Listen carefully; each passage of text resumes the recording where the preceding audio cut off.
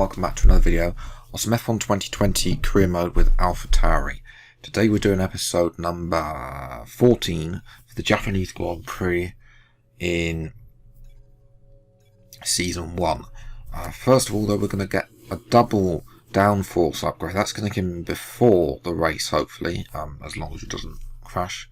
We don't have enough R&D points for anything else, but that's going to give good steady for to complete the race. And then after that I'm thinking, do I really want to be doing any more R&D upgrades after this? The car's good. I don't think anybody else will probably be interested in protecting themselves over the winter, as opposed to us where we're just going to leave Alpha Tauri in the lurch with our engine power. But we have a second season break for 4 days. Why? I don't know. I mean, it's not scheduled. It shouldn't be there. We shouldn't be shutting down the factory for 4 days. It's just not worth it. The fact that this is happening is because it's something that Codemasters have put in the game, but unfortunately, it really, I don't want to say, it sort of shouldn't be there unless there's a big enough gap, like 2 weeks. Sorry, a big enough gap for 2 weeks, for like 7 weeks. But of course, as usual with this career mode, some parts have failed. Before we go into the race as well, I just want to say a huge thank you to all those who have subscribed. We're currently on 181 subscribers at the time of recording. So yes, a huge thank you. If you haven't yet subscribed, then please do. It's the big red button under the video. It massively helps me out in sustaining the channel in the future. But yes, we do have to fast forward time a little bit, but fortunately those are minor upgrades, so they don't really come in, don't take long to come in, so we have a little bit of an opportunity to get those both on the car before the Japanese Grand Prix. And that puts us technically 4th fastest car on the grid as well, which we were, but I believe this is going to put us even further in front.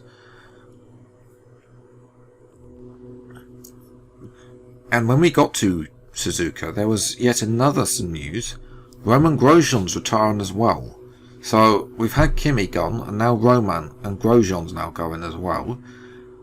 This is going to be interesting going into Season 2, where who goes where, whether people step out, because that's what I haven't seen in anybody's career mode. People, F1 drivers, just leaving the sport, becoming free agents. That's something that isn't in the game. Looks like they've got F2. Obviously, we know there's F2 drivers, but there's the R&D graph. We got a big step up now. Towards it's Ferrari, haven't really done much, and Red Bull, who are just almost there and clearing ahead of Racing Point, then Alfa Romeo, McLaren and Renault, all closely knit together. And then you got Haas and Williams, who are about 1,000 light years behind everybody else, and obviously Mercedes, who, as in usual, are, let's just say, far in front. So we move into qualifying, and like in, where was it? A couple of weeks ago, Belgium. A couple of races ago, rather. Belgium. I was an absolute idiot and forgot to change the old components, and it's just, and they can't do the race. I mean, I think these control electronics are like 78%. So they really haven't got enough power to do anything, which is such a shame that we didn't manage to get qualifying done. I will remember that one day, that we will have one day that we don't actually forget to do this, but until that day comes, then we're not going to have any good positions, but we should be okay on power units to the end of the season. Obviously we'll use the least worn for this race so we can get the most amount, but obviously it's cloudy, so... And not only that, Suzuka is not a track that... I've done well here in previous games, but... Well, you'll see later on what I'm going to be on about as Lewis Hamilton gets out in his black Mercedes, and there's a pink Mercedes out there last Stroll. So, yes, that's unfortunate we couldn't go out into qualifying, so we're just going to sit it out here and take the usual 132 grid place penalty.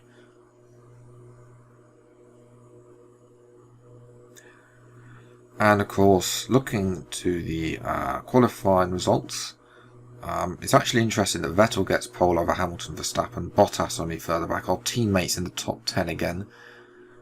I would have liked to have been around here, but we know that qualifying on this game is a lot harder than being the race. So it's disappointing. What can we do? We've got to hope that there's some engine penalties so we can get in the mix. But let's see what we can do. Time for the race for today's Japanese Grand Prix from last on the grid. Come on, I know you can do better than that. You've left yourself with a lot of work to do in the race.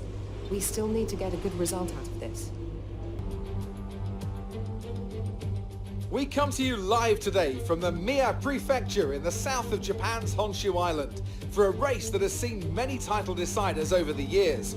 Some simple, some controversial, but all contributing to a legacy that makes the Japanese Grand Prix an indispensable stop in any Formula One season. 18 corners make up a lap of the incredible figure-of-8 Suzuka circuit, with 10 to the right and 8 to the left, for a distance of 3.6 miles. Average lap speeds around here are fairly quick. If it stays dry, then expect somewhere in the region of 136 miles per hour.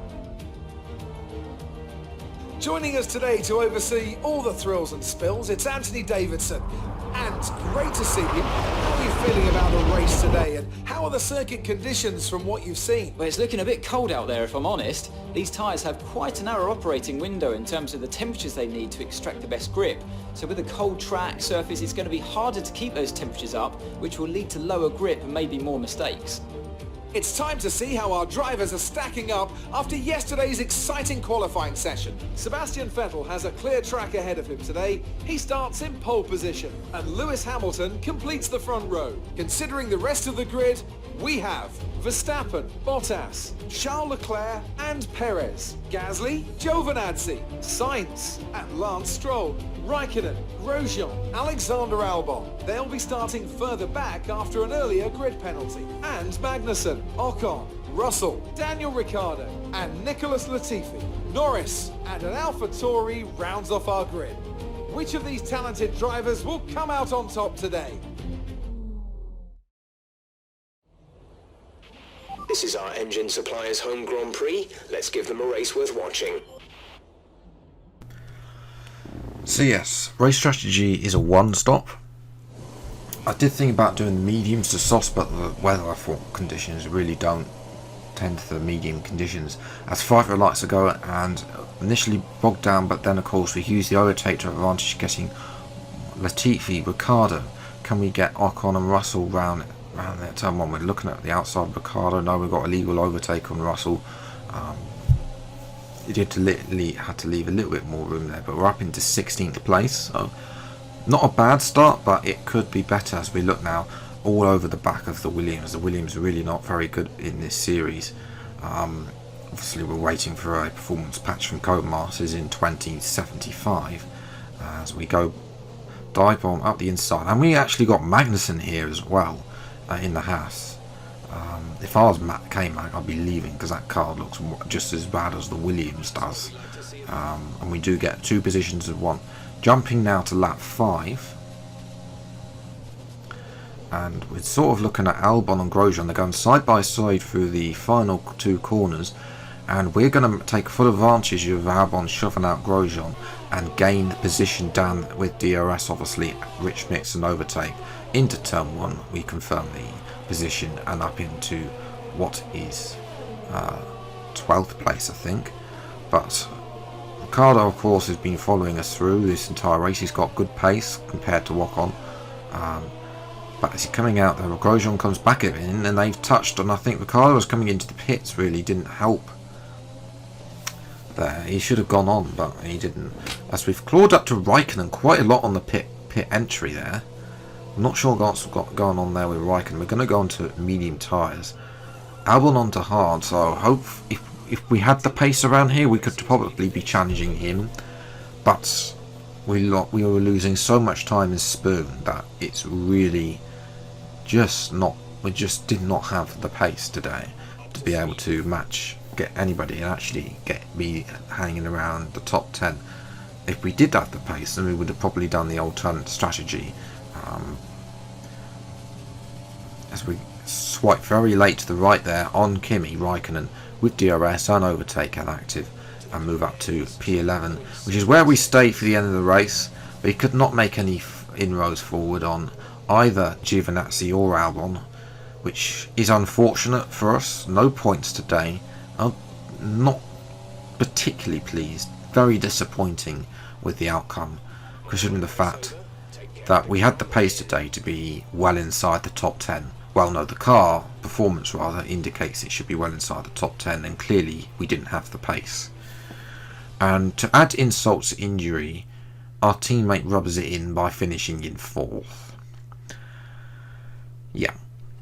Ricciardo, funny enough, with the fastest lap, but he did have issues after that. After crashing out. We'll get the standings in just a moment because Bottas didn't finish. Let's have your thoughts. It wasn't a good day today, Claire. Did you struggle to get through all that traffic today? Well, we pushed all ourselves around the turn 1 after that. It was quite a struggle. Was today a good day for you? No. I was not happy at all with the performance. What could have gone better? Well, we oversteered. We kept oversteer. Understeer, excuse me, was a big issue with the car. The balance didn't feel right. Going on, but it looks like they bested you. Well, they were in a Red Bull, Claire. The fact you answer me that we struggled since we made them our rival, really. They were struggling to begin with, but there we go. Albon's won the rivalry, so that's our driver acclaim has gone down. Could have gone down a little bit further, I felt, but we did our best there against Albon and really didn't matter. We're still 4th in the performance index, so we've got 2 races left, United States and Brazil, of this season, both of which have gone well out in recent years, especially on F1 2019. I'm hoping that we can go well on F1 2020 there. I haven't raced around either yet on this game, so that would be interesting to see if hopefully can work on the setup and get that to work with the car and the performance that we've got. But yes, if you have enjoyed this video, then leave a like, subscribe to the channel if you're new, see more episodes of the Alpha Tauri Career Mode as and when it comes out. We'll be which will be coming out tomorrow and Friday to finish off the season, and then after that into season 2. But until the next VR6 time, take care. Thanks so much for watching. Enjoy your day and goodbye.